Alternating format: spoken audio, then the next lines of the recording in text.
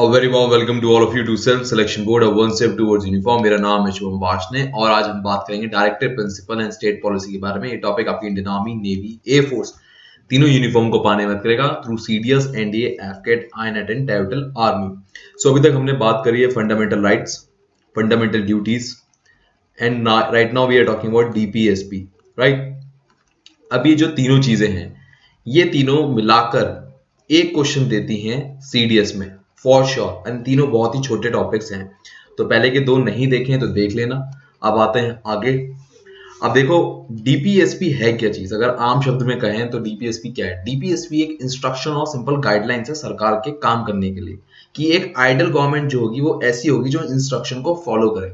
But मान लो कोई सरकार, गवर्नमेंट डिसाइड करती है कि मैं डीपीएसपी को फॉलो नहीं करूंगी, तो चलेगा, कोई दिक्कत नहीं है। आप इनफैक्ट उस पे कोर्ट केस भी नहीं कर सकते कि आपने डीपीएसपी को फॉलो क्यों नहीं किया। अब जो डीपीएसपी है उसमें लिखा क्या है इस बारे में बात करते हैं। डीपीएसपी में 4 बातें लिखी हैं। सोशियो इकोनॉमिक प्रिंसिपल पे एक सरकार काम करनी चाहिए, जो गांधी जी थे उनका एक प्रिंसिपल था उस पर काम करनी चाहिए, इंटरनेशनल पीस सिक्योरिटी पे काम करनी चाहिए, एंड फोर्थ मिसलेनियस, मतलब कुछ चीजें ऐसी उठा ली गई हैं, इन चीजों पे काम करनी चाहिए। अब इन चारों प्रिंसिपल के बारे में बात करते हैं। शुरुआत करते हैं सोशियो इकोनॉमिक प्रिंसिपल। तो सोशियो इकोनॉमिक प्रिंसिपल में जो बात है वो है 12। तो 12 बातें क्या क्या है। पहली, livelihood of for all citizen, proper means available होने चाहिए। फॉर एग्जांपल मैं कहूं पानी, कायदे में अगर डीपीएसपी के अकॉर्डिंग चले तो ये कहता है कि जो पानी है, साफ पानी अवेलेबल होना चाहिए, और लगाने की जरूरत नहीं पड़नी चाहिए, ये एक्वागार्ड लगाने की जरूरत नहीं पड़नी चाहिए। पर ऐसा नहीं है और सरकार के खिलाफ आप कुछ कह भी नहीं सकते, क्योंकि डीपीएसपी के से अलग भी वो चल सकती है, ठीक है। अगला, avoid concentration of wealth in few hands. नाम से ही पता लग रहा है कि पैसा जो है कुछ लोगों की मुट्ठी में न रह जाए, कुछ अमीर लोग के हाथ में सारा पैसा ना आ जाए। पर ऐसा होता है, जैसे आपने देखा होगा पॉलिटिकल पार्टी जब गवर्नमेंट में आ जाती हैं तो वो जो टेंडर देती हैं वो अपने फैमिली मेंबर्स को ही दे देती हैं। तो जो पैसा रहता है, एक्लिमिटेड रहता है, वो एक ही फैमिली के पास ही रह जाता है। इसके बाद equal pay for equal work. Man and women अगर एक ही जगह काम कर रहे हैं तो उनको एक बराबर पैसा मिलना चाहिए, ऐसा नहीं होना चाहिए अलग अलग पैसा मिल रहा है फॉर सेम पोस्ट। आगे, suitable employment, healthy working condition. मान लो कोई हैजार्डियस जगह है जहां पर मास्क, जूते चाहिए प्रॉपर वे में और वहां पर नहीं मिल रहे, तो वो एक गलत है अकॉर्डिंग टू डीपीएसपी, और इस बात का सरकार को ध्यान रखना है। खैर अब तो इसके लिए लेबर लॉ आ गए हैं, तो इस बात पे थोड़ा और मतलब सवाल उठाया जा सकता है सरकार पे अगर ऐसा नहीं होता है। तो फोर्थ पॉइंट में थोड़ा आप कह सकते हैं मजबूती आ गई है, because labours law are in the function right now. अगला है protecting the children against exploitation and moral degradation. ये फंडामेंटल राइट्स में ऐड हो गया है, तो इसमें भी बहुत ज्यादा स्ट्रॉन्ग पॉइंट है, वरना डीपीएसपी में जब ये खाली था तब ये इतना स्ट्रॉन्ग नहीं था। आगे, making provision for securing right to work, education, public assistance in case of employment, old age, sickness and disablement. So इसमें कई सारी बातें कही हैं, मैं बताता हूँ। Right to work, for example एक महाराष्ट्र है, महाराष्ट्र में आप नौकरी करने जा रहे हो, आप आईटी इंजीनियर हो, तो ऐसा नहीं कह सकता कोई कि ये महाराष्ट्र ही यहाँ पर नौकरी करेगा। कोई भी आके नौकरी कर सकता है, यूपी वाला भी कर सकता है, गुजरात वाला भी कर सकता है, साउथ इंडिया का भी कोई इंसान कर सकता है। आगे चलें। इसके बाद है पब्लिक असिस्टेंस। देखिए मैं आपको बताता हूँ, इंडिया एंड बांग्लादेश का बॉर्डर था जो 2012 से पहले, वो बहुत ही अनडिफाइंड था। तो जो बॉर्डर के पास लोग रहते थे उनकी कोई मदद नहीं करता था, क्योंकि ये नहीं पता लगता था वो इंडिया के हैं या बांग्लादेश के हैं। तो इसकी वजह से उन्हें पब्लिक असिस्टेंस नहीं मिल पाती थी। और क्योंकि डीपीएसपी का पार्ट है तो इस पे कोई जोर दे या ना दे, कोई उनसे सवाल उठाए ना उठाए, कोई फर्क नहीं पड़ता था। बट जब 2015-16 के बाद बॉर्डर डिफाइन हो गया तब इसके बाद से प्रॉब्लम नहीं आई, बट तब भी कोई सवाल नहीं उठा पा रहा था इसके ऊपर, और सरकार पे भी आप आलोचना नहीं लगा पाएंगे। आगे, securing securing justice and human condition of work. देखिए यहाँ पर मतलब फॉर एग्जांपल एक जगह जो नौकरी होती है ना 9 घंटे की होती है, आपने सुना भी होगा 9 घंटे की नौकरी, राइट। बट ओवर टाइम होता है, तो पहले पैसे नहीं मिला करते थे, एक इंसान से 15, 16, 18 घंटे काम कराया जाता था। बट अब लेबर लॉ आ गया है तो 7th पॉइंट भी स्ट्रांग हो गया है, वरना पहले डीपीएसपी में जब तक था इसका कोई भी आप सवाल नहीं उठा सकते। आगे, taking step to secure participation of workers in the management of undertaking. For example अगर आप फैक्ट्री में या आप इंजीनियर है, मैकेनिकल इंजीनियर, तो आप नोटिस करोगे जो कैंटीन का खाना है उसमें तक जो वर्कर्स होते हैं उनका कंट्रीब्यूशन या फीडबैक लिया जाता है कि आपको क्या लगता है यहाँ पर क्या खाना होना चाहिए या फैक्ट्री में क्या सुधार होना चाहिए। आगे 9th point, promotion education and economic interest of working section of people specially the एससीज एंड एसटीज। आपने देखा होगा कि पहले, बहुत पहले, जब in the times of 1970s, अगर आपके दादा दादी ने बताया होगा, इकोनॉमिक इंटरेस्ट और एजुकेशन जो एस सी एस टी की थी वो इतनी अच्छी नहीं हुआ करती थी, उनको पहले ही दूर रखा जाता था। तो अब इस बात को ध्यान रखना है सरकार को कि ऐसा ना हो। अगेन ये फंडामेंटल राइट्स में आ गया है, तो ये भी एक स्ट्रॉन्ग पॉइंट बन गया है, वरना पहले ये नहीं था। आगे, for all workers securing reasonable leisure and culture opportunities. Okay, तो यहाँ पर क्या है कि मान लो आप फॉर एग्जांपल आईटी कंपनी है, वहां पर होता है सैटरडे संडे छुट्टी होती है, राइट।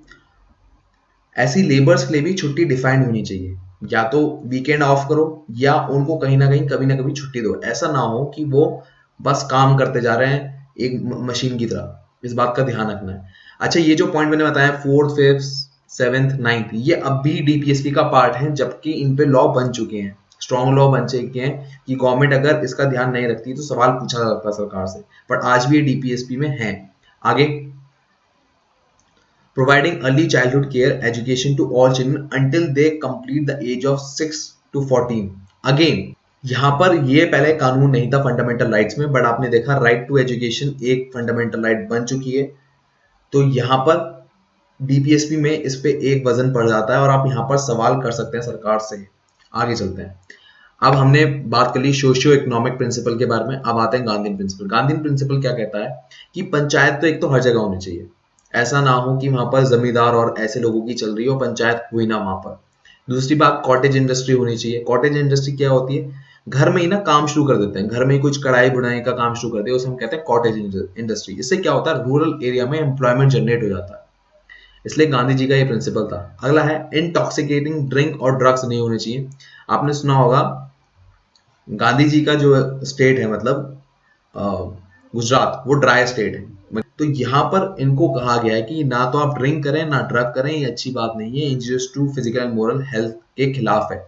ठीक है, तो यहाँ पर फिर भी सरकार कुछ नहीं करती। ऐसा नहीं है कि दारू के ठेके बंद हो गए या दारू हमारे यहाँ बिकती नहीं है, ऐसा कुछ नहीं है। So it's just a moral principle, करना है करो, नहीं करना मत करो। अगली बात गांधी जी क्या करे, ये गांधी जी का प्रिंसिपल ये कहता है कि इंडिजिनस ब्रीड जैसे काउस काल्स हैं उनको पालना चाहिए, स्पेशली गांव में, उनको स्लॉटर नहीं करना चाहिए। It's not because of Hinduism, he says because ये एक ऐसी चीज है जो हमेशा हमारे देश में खाना और जो गरीब आदमी है उसके घर में पैसा लाएगा, उसकी इनकम जनरेट करेगा, इसलिए। और मिलेज मतलब होता है दूध से बने प्रोडक्ट जैसे पनीर, छाछ, ये सब, इन सब को हमें हैबिट में लाना चाहिए और ये हमेशा एक एम्प्लॉयमेंट जनरेशन का काम करना चाहिए। इसके साथ मान लो ड्रॉट हो गया, तो वहां पर क्या होगा कि ये जो जानवर हैं वो हमें खाना दे पाएंगे, क्योंकि अगर सूखा पड़ गया तो हम सब्जियां कुछ उगा तो पाएंगे ही नहीं। बट एनिमल, अगर हमने कैटल्स को हमने बनाया है, इंडिजिनस ब्रीड को हमने अपने साथ पाला है, तो क्या होगा कि हमारे पास कभी ऐसा नहीं होगा भूखमरी आ जाएगी।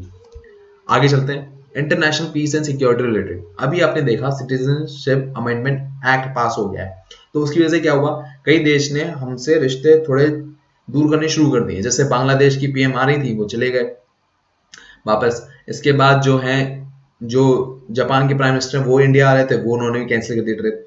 तो ये कहता है डीपीएसपी कि इंटरनेशनल पीस और सिक्योरिटी हमें मेंटेन रखनी है। इसके बाद इंटरनेशनल लॉ एंड ट्रीटी हैं, उन ऑब्लिगेशन को ध्यान रखना है, उनको रेस्पेक्ट करना है। जैसे यूएन का है, जिनेवा कन्वेंशन है, इनको ध्यान रखना है। कोई सेटलमेंट इंटरनेशनल लेवल पे हो सकता है बात करके म्यूचुअल एग्रीमेंट से, तो उसको हमें आगे रखना है, इन बात को हमें पहले रखना है। ठीक है, यहाँ तक की होती है बात। अब आती है मिसलेनियस बात।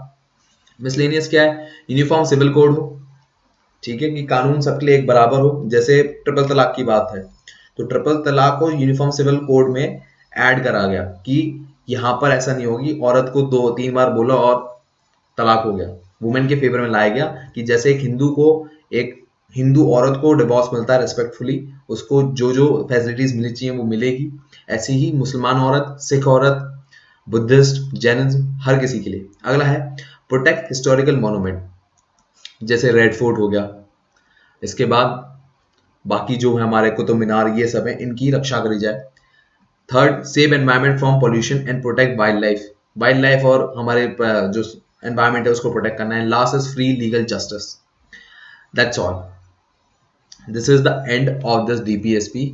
अच्छा, डीपीएसपी के साथ एक बात और, एंड होने से पहले एक दो तीन बात और। डीपीएसपी और फंडामेंटल राइट में फर्क क्या है? पहले तो फंडामेंटल राइट को जस्टिसेबल है, मतलब अगर आपकी fundamental right to freedom of speech and expression छीन ली जाती है तो आप इसके ऊपर सवाल उठा सकते हैं, राइट टू इक्वलिटी पे सवाल उठा सकते हैं। बट आप जिस पे सवाल नहीं उठा सकते वो है डीपीएसपी। डीपीएसपी अगर सरकार उसके अकॉर्डिंग नहीं चल रही है तो उस पर सवाल नहीं उठाया जा सकता। ये एक सबसे बड़ा डिफरेंस है। इसके बाद सिमिलरिटी क्या है फंडामेंटल राइट और डायरेक्टिव प्रिंसिपल में? जो फंडामेंटल राइट है वो स्टैब्लिश करती है पॉलिटिकल डेमोक्रेसी, और जो डायरेक्टिव प्रिंसिपल है वो इकोनॉमिक एंड सोशल डेमोक्रेसी का ध्यान रखती है कि हमारे देश का इकोनॉमिकली ग्रोथ भी हो और सोशल डेमोक्रेसी भी बने, मतलब समाज में भलाई भी चलती रहे। ठीक है, पर यहाँ पर जो फंडामेंटल राइट है पॉलिटिकल डेमोक्रेसी को डिफाइन करती है, वो इसे मजबूती स्टेबिलिटी देती है। इसके बाद कोई जो गवर्नमेंट है वो अफोर्ड नहीं कर सकती कि दोनों को इग्नोर कर दे। अगर दोनों में से किसी एक को इग्नोर करेगी तो सवाल उठाए जाएंगे। फॉर एग्जाम्पल मैं आपको बताऊं, जैसे गंगा है, गंगा नदी गंदी हो रही है, भले ही इस पे कोर्ट केस नहीं चला है बट सवाल तो उठाए गए ना, और यही डेमोक्रेसी की अच्छी बात है। इसके बाद DPSP acquire power again if it fails to follow these guiding principle. For example कोई पार्टी, फॉर एग्जांपल मैं बीजेपी की बात करूं, हाइपोथेटिकली बोल रहा हूं, वो डीपीएसपी को फॉलो नहीं करती तो जनता को समझ में आएगा ना कि यार ये तो हमारे भले के लिए काम ही नहीं कर रही है, तो अगली बार चुन के नहीं लाएगी वो। ये एक अच्छी बात है। और ऐसी फंडामेंटल राइट के साथ भी है, अगर मान लो कोई फंडामेंटल राइट नहीं दे रहा है कोई सरकार, जैसे इंदिरा गांधी के टाइम में हुआ था, इमरजेंसी लगी तो जनता दल की पार्टी आ गई थी सत्ता में, तो ऐसे ही होगा कि अगर किसी को नहीं लग रहा है कि वो हमारे फायदे की है तो डीपीएसपी और फंडामेंटल राइट की समझ जब आम जनता अपने पास रखती है तो वो सत्ता को उखाड़ सकती है अगली बार। इसके बाद synthesis with the fundamental right and directive principle and state policy, मतलब दोनों में ऐड करा जा सकता है, कुछ ना कुछ लीड भी किया जा सकता है फंडामेंटल राइट से। फंडामेंटल राइट में से राइट टू प्रॉपर्टी एक्ट जो है, जो राइट है उसको हटा दिया गया, उसे अब लीगल राइट बना दिया गया। और डीपीएसपी में भी ऐसे ही, अगर आपको कुछ लग रहा है कुछ ऐड करने की जरूरत है, कुछ डिलीट करने की जरूरत है तो उसे हम कर सकते हैं। ये होता है वीडियो का एंड, और यहीं से हमारी जो पॉलिटी है उसका भी एंड हो जाता है और आपके पास अब सब कुछ है। आई होप आपकी प्रिपरेशन अच्छी रहे। वीडियो पसंद आई तो कमेंट, लाइक एंड शेयर करें। मैं लेता हूं आपसे विदा। मेरे कोई मैसेज हो तो @वाशने करके बताएं। जय Hind, take care, bye bye.